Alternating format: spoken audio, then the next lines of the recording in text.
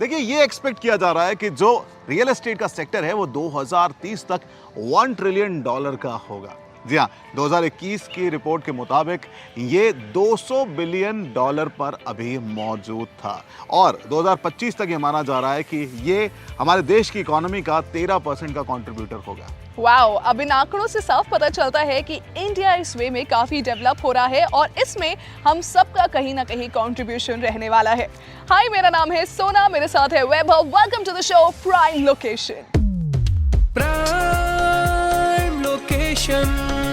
जी हाँ, prime location इस show का बड़ा ही छोटा सा मकसद है, लेकिन इम्पैक्ट बहुत ज्यादा है क्योंकि ये आपको प्रॉपर्टी खरीदने, बेचने और इन्वेस्ट करने में मदद करता है। और रियल एस्टेट जैसे कॉम्प्लिकेटेड सब्जेक्ट को आम आदमी को समझाना एंड उसको हर एक तरीके से फ्रॉड से बचाना ही प्राइम लोकेशन इस शो का उद्देश्य है। चलिए, तो इस शो में हम आगे बढ़ते हैं और जानते हैं कि आज के शो में हमें क्या क्या मिलने वाला है। सबसे पहले रियल एस्टेट की डिक्शनरी से हम ढूंढ के निकालने वाले हैं मतलब बिल्डिंग लाइन का। और देखो भाई, आपका फ्लैट में आप खुद रहो या फिर किराए से दो, आपको मेंटेनेंस चार्जेस तो उतने ही देने। अब ये सच है या फिर मिथ, जानेंगे इन आवर मिथ बस्टर। और बिल्डिंग को गिरने से कैसे बचाया जा सकता है, ये हम आपको बताएंगे in our full proof story. लेकिन इन सभी चीजों से पहले आ रही है हमारी रियल एस्टेट अपडेट्स। पहली अपडेट की अगर बात करें तो राजस्थान के सीएम मिस्टर अशोक गहलोत का कहना है कि राजस्थान के हाई राइज बिल्डिंग्स में रहने वाले रेसिडेंट्स अपनी रोजमर्रा की वाटर नीड्स के लिए ग्राउंड वाटर पर ही निर्भर हैं, जो कि ग्राउंड वाटर लेवल के लिए ठीक नहीं है। इसीलिए अभी आने वाले समय में उनके लिए वाटर पाइपलाइन सिस्टम अवेल कराया जाएगा। ऑलराइट, दूसरी अपडेट की बात की जाए तो district consumer disputes redressal commission ने greater Mohali area development authority पर 1 लाख का फाइन लगाया है क्योंकि इन्होंने प्लॉट का पोजेशन पिछले 3 सालों से नहीं दिया। तीसरी अपडेट की अगर बात करें तो Visakhapatnam metropolitan region development authority ने अलग अलग लेआउट्स में 28 खाली प्लॉट्स का ऑक्शन करवाया, जहां पर 11 प्लॉट से वो अभी तक 11.3 करोड़ रुपीस जनरेट कर चुके हैं। देखिए, कुछ सवाल ऐसे होते हैं जिसके जवाब आपको नहीं मिलते, तो कुछ ऐसे टर्म्स होते हैं जिसका जवाब आप कई सारी डिक्शनरी से ढूंढो लेकिन नहीं मिलता है। लेकिन हम आपके लिए रियल एस्टेट में कोई भी टर्म है ना, उसका मतलब रियल एस्टेट की डिक्शनरी से ढूंढ के निकालते हैं। एग्जैक्टली, क्योंकि देखो, जहां सवाल है वहां जवाब भी होगा और जवाब है तो रियल एस्टेट की डिक्शनरी होगी। इसीलिए आज का हम टर्म लेकर आए हैं building line. Real estate dictionary.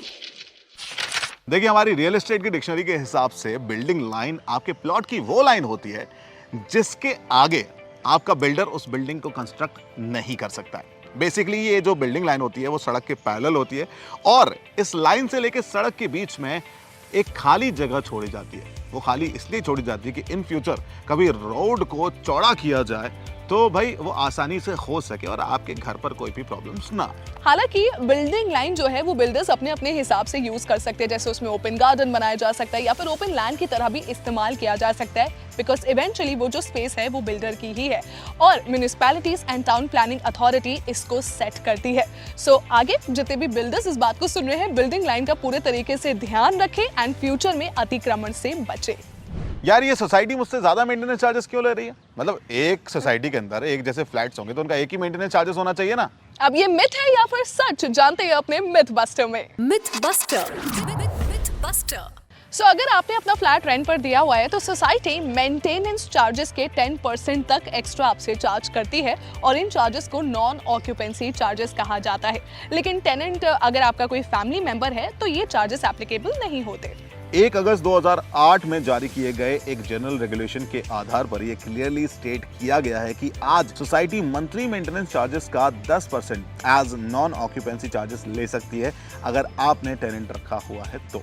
पर ये 10% एक्स्ट्रा चार्ज आपके म्युनिसिपल टैक्सेस का हिस्सा नहीं होगा। सो मान लीजिए आपके फ्लैट के मेंटेनेंस चार्जेस 1000 रुपए पर मंथ है, जिसमें से 300 रुपए म्युनिसिपल टैक्सेस है, तो नॉन ऑक्यूपेंसी टैक्सेस टोटल 1000 रुपए पर नहीं बल्कि 700 रुपए पर लगेंगे। सो 700 रुपए का 10% यानी कि 70 रुपए, तो आपका मंथली मेंटेनेंस चार्ज हो जाएगा 1070 रुपए। हालांकि सारी सोसाइटीज इस रूल को फॉलो नहीं करती हैं, वो आपको नॉन ऑक्यूपेंसी चार्जेस के रूप में ज्यादा चार्ज करती हैं। तो देखना है कि भाई आपकी जो सोसाइटी है वो आपको किस तरह से चार्ज करती है, राइट? कई बार आपने ऐसा सुना होगा कि एक बिल्डिंग गिर गई और उसके नीचे दबकर कई लोगों ने अपनी जान गंवा दी। अब ऐसी अनहोनी क्यों होती है और इन्हें कैसे रोका जा सकता है, जानेंगे हमारी फुल प्रूफ स्टोरी में। proof story. क्या आपको पता है कि एज पर मॉडल बाय लॉज जो बिल्डिंग्स 15 से 30 साल तक पुरानी है उसका स्ट्रक्चरल ऑडिट हर 5 साल में होना जरूरी है और जो बिल्डिंग्स 30 साल से ज्यादा पुरानी है उनका स्ट्रक्चरल ऑडिट हर 3 साल में होना जरूरी है। अब स्ट्रक्चरल ऑडिट क्या होता है उसे ढंग से समझ लेते हैं। स्ट्रक्चरल ऑडिट एक एग्जामिनेशन है आपकी बिल्डिंग के ओवरऑल हेल्थ को जानने का, ताकि ये पता लगाया जा सके कि आपकी बिल्डिंग रिस्क फ्री है, सेफ है और रहने लायक है। स्ट्रक्चरल ऑडिट का पर्पस है आपके बिल्डिंग के उन हिस्सों का पता लगाना जिन्हें रिपेयर, रेनोवेशन या रिप्लेसमेंट की जरूरत है। Structural audit licensed consultants perform करते हैं जिनकी सिविल कंस्ट्रक्शन में एक्सपर्टीज होती है।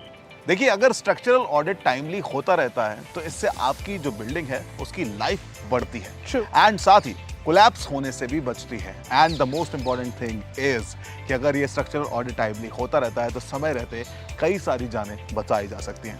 तो आपसे जानना चाहेंगे कि आखिरी बार आपकी बिल्डिंग का स्ट्रक्चरल ऑडिट कब हुआ था? जरूर Please कमेंट सेक्शन में बताएं। Note it in the comment section below and this is a sign off from Sona and Vaibhav।